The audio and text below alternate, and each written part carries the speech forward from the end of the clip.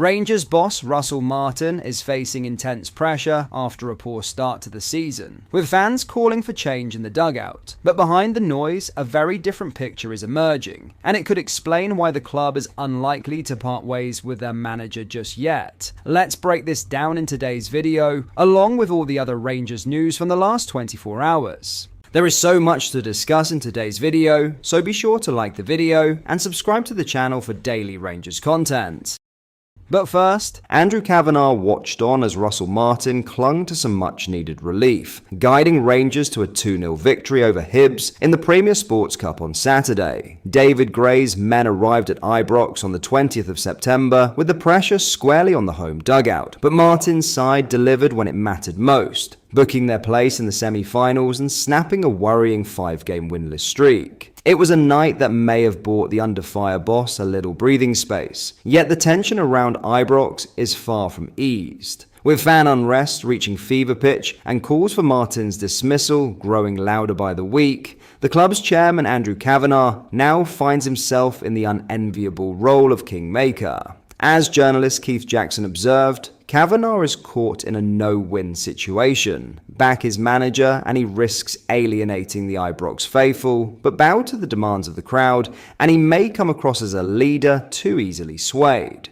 Either way, Kavanagh is most certainly at a crossroads and in the most unenviable of positions, Jackson wrote on the 22nd of September. He would certainly win them over with a single stroke of a pen should he put a thick red line through Martin's name before returning to the States later this week. Equally, it could also become a rod for his own back. If Kavanagh can be bullied into doing as he's told, it might make him appear like a weak leader and one who can be easily manipulated when the herd turns.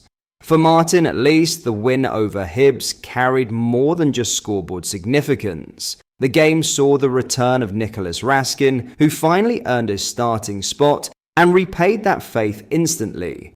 The Belgian international, previously frozen out of the squads for Celtic and Hearts, made his mark by scoring after James Tavernier's pinpoint in-swinging corner.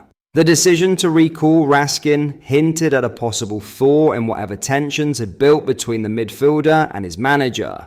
With Rangers struggling for momentum in the league, his reintroduction could prove critical as they look to salvage their season. Now attention shifts quickly to Europe, where Rangers face a crucial Europa League clash against Genk on the 25th of September. For Martin, the selection of Raskin should be a simple one. After Saturday's impact, the Belgian may well be indispensable in the battles to come. Now, the reason Martin hasn't been sacked has reportedly been revealed. Rangers have been warned that removing Russell Martin from the dugout may not deliver the quick fix many fans are demanding. The Ibrox boss is under immense scrutiny after a nightmare start to the campaign, which has left the Glasgow side languishing in 11th place in the Premiership. A humiliating Champions League exit only deepened the unrest, as Belgian outfit Club Brugge handed Rangers a staggering 9-1 aggregate defeat in the playoff round. A 2-0 win over Hibernian in the League Cup at the weekend offered brief respite, but pressure on Martin remains intense. For many supporters, the result did little to mask what has been an alarming downward spiral. Former Aberdeen chief executive Keith Winnes, who also spent time at the helm of Everton and Aston Villa before moving into consultancy work,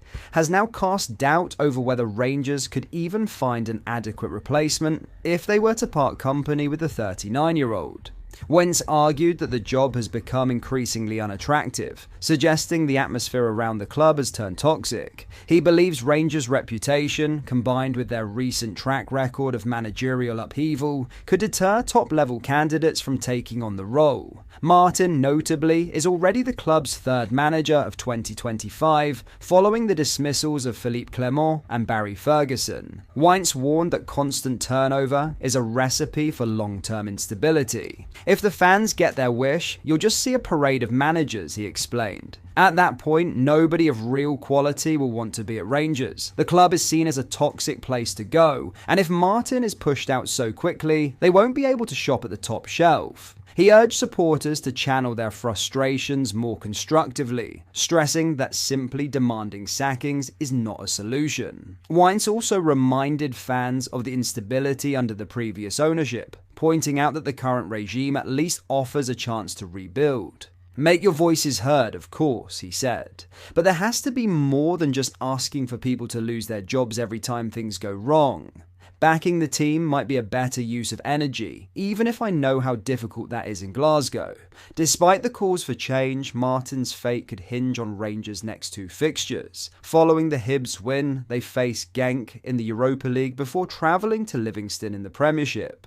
Insiders suggest that poor results in either match could seal his dismissal, though the board remain hopeful that he can steady the ship and begin to repair the fractured relationship with the fan base. In other news, Nicholas Raskin couldn't hide his joy as he made a triumphant return to the Rangers lineup, admitting he was buzzing to finally be back in action after weeks on the sidelines. The Belgian midfielder had not featured since the painful 6-0 Champions League playoff defeat to Club Brugge, a night that saw him frozen out of Russell Martin's plans for the following 3 matches. But with the under-pressure boss handing him another chance, Raskin seized the moment. His first half strike against Hibs set Rangers on their way to a 2-0 victory and a place in the Premier Sports Cup semi-finals. Speaking to Premier Sports after the win, the 24-year-old was brimming with relief. It felt great. We have been working hard this week and we are just happy to put it in on the pitch. I think we played pretty well, scored some good goals, and I'm just happy. Raskin was also open about the rocky spell with Martin that kept him out of the team, but insisted those frustrations are now behind him.